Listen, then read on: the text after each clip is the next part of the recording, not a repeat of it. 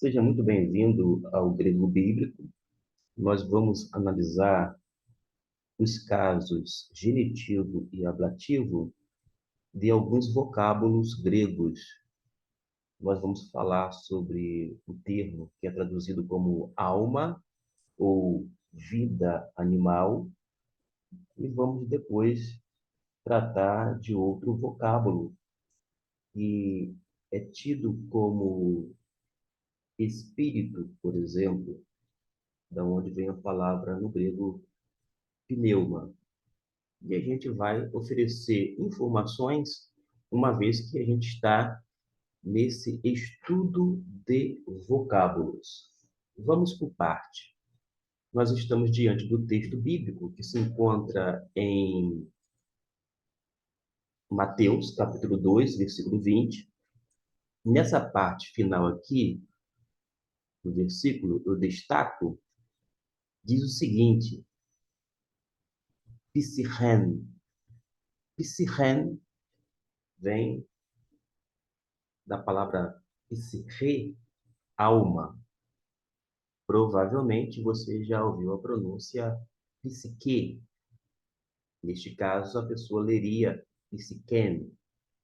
Acontece que, mesmo utilizando a pronúncia erasmiana, nós fazemos uma ligeira adaptação e, no caso aqui, eu mantenho, vou dizer, a chamada, entre aspas, reta pronúncia de acordo com o Erasmo e adoto como um som de um CH alemão e não com o som de C como em casa, por exemplo, ou de repente um Q de queijo, tá bom? E por isso eu faço a pronúncia desta forma. Não é de maneira arbitrária, pelo contrário, mas adoto este modo, embora outras pessoas vão adotar a outra maneira. Mas você sabe que aqui, psichen significa alma. Via de regra, é a alma ou a vida animal. Quando fala vida animal, vem da palavra animus, em latim, que é justamente uma vida animada, não inanimada. Então, quando a gente fala sobre o animal, eu não estou pensando conforme a nossa crença e concepção na língua portuguesa, que é o animal tipo um cachorro, quem sabe um crocodilo, etc e tal. Nada disso. É uma vida animada, vem de ânimos, tá certo? E a gente vai observar que nesse versículo 20 diz assim: Dispõe-te, toma o menino e sua mãe e vai para a terra de Israel, porque já morreram os que atentavam contra a vida do menino. Note que foi traduzido aqui na João Ferreira de Almeida em português, vida no lugar, vou dizer, ou como uma tradução de psique, ou aqui no texto a psichene, alma, tá bom? Você poderia até substituir, porque já morreram os que atentavam contra a alma do menino. Você entenderia também perfeitamente. Um outro texto, que é também em Mateus, no capítulo de número 6, versículo 25. Nós vamos fazer capítulo 6, nos localizar aqui, versículo 25. Pois bem, diz assim o texto em português: Por isso vos digo, não andeis ansiosos pela vossa vida, quanto ao que haver de comer ou beber, nem pelo vosso corpo, quanto ao que haver de vestir. Não é a vida mais do que o alimento, e o corpo mais do que as vestes? Onde é que está aqui? Ó, a vida, psique, ou se preferir, psique, se encontra aqui. Ó. psique, não é a vida mais do que o alimento? O que a gente pode falar nesse primeiro momento? Veja bem, psique é a alma ou a vida animal, conforme a gente viu em Mateus capítulo 2, versículo 20, e agora capítulo 6, versículo 25. Usada a respeito do homem e também dos outros animais. Conforme a gente pode observar, em Apocalipse, vamos aqui localizar o texto, Apocalipse capítulo 8, no versículo de número 9. E morreu a terra, digo, e morreu a terça parte da criação que tinha vida existente no mar, e foi destruída a terça parte das embarcações. Note que quando fala que morreu a terça parte da criação, olha o termo que se encontra aqui, psirrais. Psirrais está numa referência ao quê? Aos animais, porque eles que vivem no mar, não é verdade? Então a gente vê tanto a aplicação para a alma ou a vida animal, no sentido de a vida humana, tanto a respeito dos homens, mas também a respeito de outros animais. É usada acerca dos homens, e quando se aplica ao ser humano, a alma significa a sede das paixões e desejos, o nexo entre a natureza corpórea e o aspecto mais elevado da personalidade humana. Já tem uma palavrinha, que é pneuma, que é espírito, é o princípio vital que anima o corpo humano ou a essência incorpórea e imaterial de várias ordens de seres, inclusive os santos no céu e os anjos e o próprio Deus.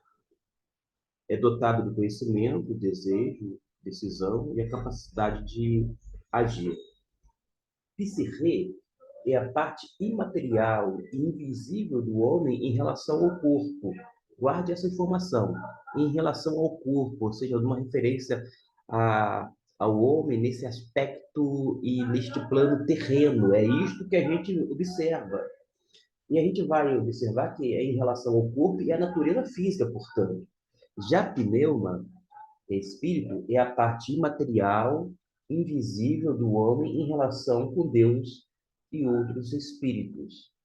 Todavia, psique e pneuma são puros sinônimos em muitas passagens, como Mateus capítulo 11, versículo 29, capítulo 22, versículo 37, 26, versículo 38, Lucas capítulo 1 e 46, Lucas 2, 35, Atos 2, 27 e o 14, 22, 3 João, no versículo 2, 1 Pedro, do capítulo 1, versículo 9, psique, você vê que é termo sinônimo ou ainda, de acordo com o texto e contexto, intercambiável.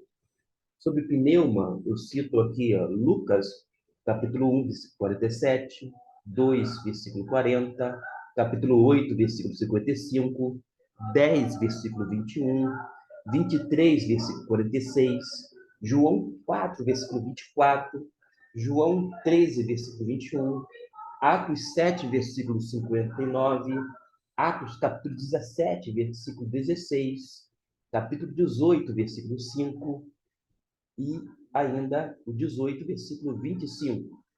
Romanos, capítulo 1, versículo 9. 1 Coríntios, capítulo 2, versículo 11.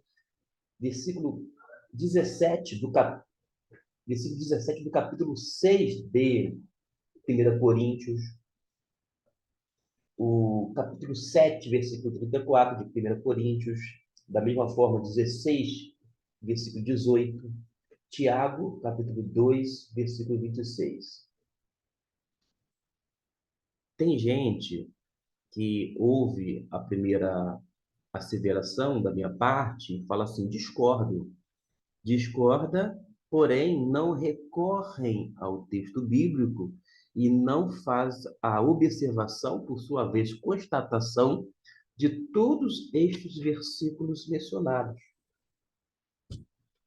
A personalidade humana é una e indivisível, se bem que capaz de viver imortalmente sem o corpo. E para descrever esta personalidade una, há várias palavras mais ou menos sinônimas. Vamos citar algumas delas. Coração, no grego, é cardia. Mente é nous. Alma, como já vimos, psique. Espírito, pneuma. Inteligência, dianoia. Dianoia é inteligência. Vamos aqui e observar que quando está aqui psihem, a ideia de entendimento, mas tem um outro termo, sineidesis. Sineidesis é consciência, juízo. E quando várias destas palavras se empregam juntas, é para a ênfase ou hiperbole, digo hipérbole, e não para dividir a personalidade humana em compartimentos separáveis. Assim devem ser entendidos. Vou aqui me reportar um texto de Mateus, no capítulo 22, estou localizando, você está acompanhando juntamente comigo, no versículo de número 37, na parte final deste versículo, 37. Observe aqui, ó, em português. Respondeu-lhe Jesus: Amarás o Senhor teu Deus de todo o teu coração, de toda a tua alma e de todo o teu entendimento. Ora, aqui o versículo 37 está enfatizando o todo. Mas existe uma tendência das pessoas ler esse versículo e tentar fazer o homem é, em vários compartimentos estanques, separados. Pensa no homem tendo um coração e ele depois tendo uma alma e, por sua vez, um entendimento relacionado à mente. Gente, não é nada disto.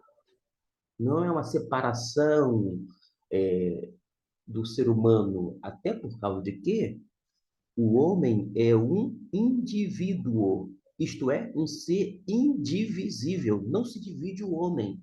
O homem, ele só é completo dentro desse seu todo, corpo e alma, o corpo e espírito, tendo a parte material e a parte imaterial. A ênfase aqui é, sem dúvida, a totalidade do indivíduo. A gente poderia ver muitos outros textos, conforme isso assinala.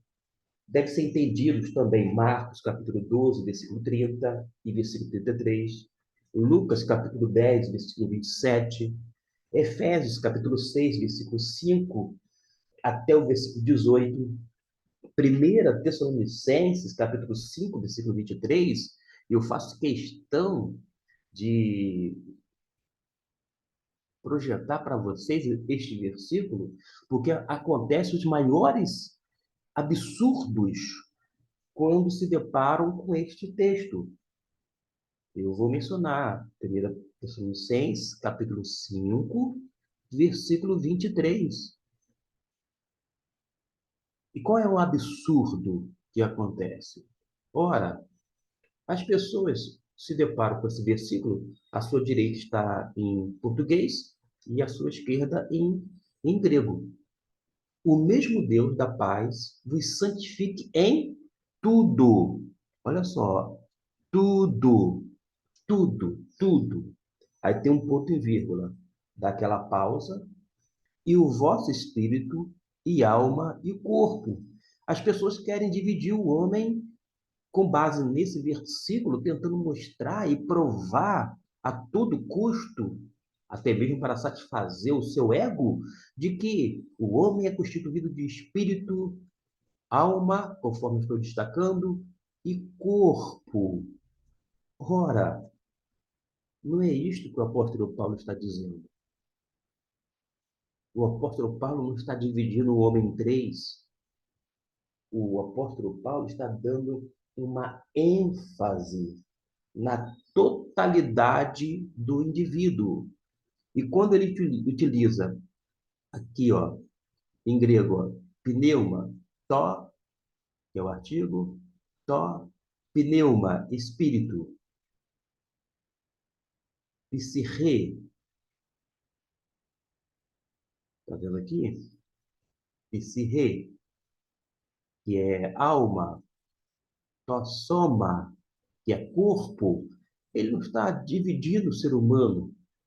Não tem nada a ver com a chamada doutrina tricotomia, nem divisão do ser humano. Ele está enfatizando o todo. E como que eu sei disto? Porque, via de regra, em um Novo Testamento, tanto o espírito quanto a alma são termos intercambiáveis, ou sinônimos, vai depender muito da aplicação, é verdade, mas sempre quando eles são colocados em conjunto, dentro de um texto ou contexto, vai indicar essa totalidade ou ênfase no todo. E fica muito claro aqui, ó, o mesmo Deus da paz vos santifique que em algumas partes? Não, santifica em tudo. E tendo essa compreensão adequada e bíblica neotestamentária, e o vosso corpo, e o vosso espírito, alma e corpo sejam conservados íntegros. A palavra íntegro, no singular, aqui está no plural, porque faz concordância com espírito, alma e corpo, tá ok? Mas íntegro vem de integridade, mas de ser inteiro. Sejam conservados de maneira inteira, completa. É isto que o apóstolo Paulo está dizendo. Este versículo 23 não é utilizado para provar se o homem é tricotomia, se ele tem três partes, ou seja, para provar a tricotomia ou a dicotomia, uma doutrina que ensina, né, que o homem é corpo e alma, e a tricotomia é corpo, alma e espírito. Nada disso, gente. É só fazer uma leitura coerente, não apenas sensata. Sensatez é essencial diante do texto bíblico, mas uma leitura coerente e de acordo com aquilo que é alinhavado em todo o Novo Testamento. Assim deve ser entendido também Hebreus capítulo 4, versículo 12. Geralmente vai surgir uma palavra chamada sarx. Em geral, não é meramente isso. Sarx pode ser traduzido como carne, mas de acordo com o contexto vai ter o significado de carne, no sentido de a carne física, o corpo físico também, mas ele não é somente corpo físico. Ele muitas vezes é utilizado eticamente é mais a qualidade da psirre do que de soma. Aí, nesse caso, sarx, especialmente nos escritos do apóstolo Paulo, vai indicar a natureza não regenerada, aquela natureza pecaminosa, os restos desta natureza pecaminosa no crente. Aí, em Romanos 8:4, versículos 5, 6, 7, 8 e 9, 12, no capítulo 13, versículo 14, 1 Coríntios, capítulo 5, versículo 5, 2 Coríntios, capítulo 7, versículo 1, Gálatas 5, 16, 6, versículo 8 e Efésios 2, 3, vai mostrar que a palavra aqui, sarx, indica mais a natureza, a carne como natureza pecaminosa, não necessariamente o corpo. Ora pode ser aplicado como corpo, mas geralmente ele vai fazer emprego como essa natureza pecaminosa. Para que você venha ver essa palavrinha sarx, eu vou abrir aqui Romanos capítulo 8, no versículo de número 4. Observe que aqui ó, tem pneuma, que é espírito, segundo o espírito, Catá, sacra. Aqui está sacra, da onde vem a palavra sarx. No versículo 5, deixa eu ver como que está. Aí já tem uma fricção, ele muda a terminação final. Sacróis, carne. Aqui, versículo 6, sacróis. Versículo 9, pneuma, deixa eu ver aqui, pneumate.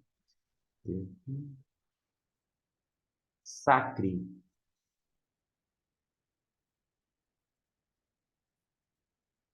Versículo 12, também vai aparecer sacra. Mas da onde vem a palavra sarx?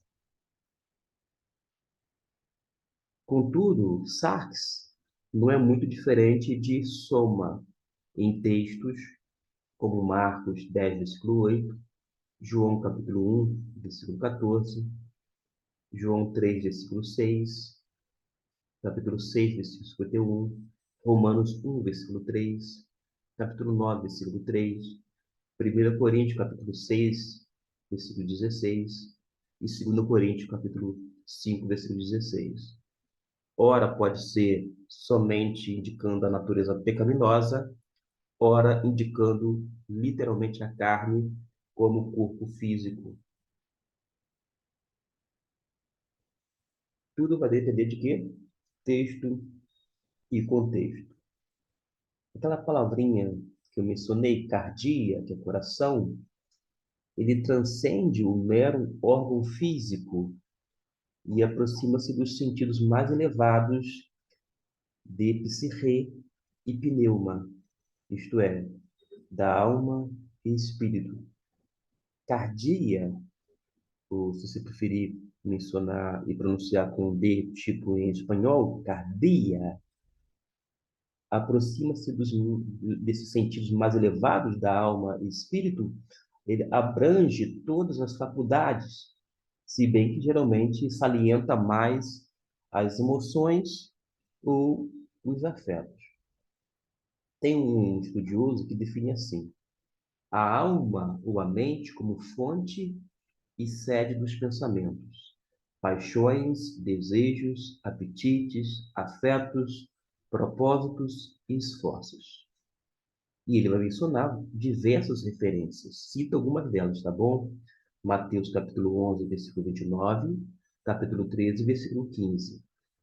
Marcos 2, versículo 6, Lucas 1, versículo 51, Atos 4, versículo 32, Romanos 2, versículo 15, 2 Coríntios, capítulo 9, versículo 7, e Hebreus, capítulo 4, versículo 12. Enfim, esses são alguns termos que a gente viu de uma maneira muito rápida, mas ao menos foi citado inúmeras referências bíblicas para que vocês venham conferir com os próprios olhos e não apenas venham acatar tudo que é dito acerca da palavra de Deus. Que você possa fazer um bom uso destas informações e transformar em conhecimento.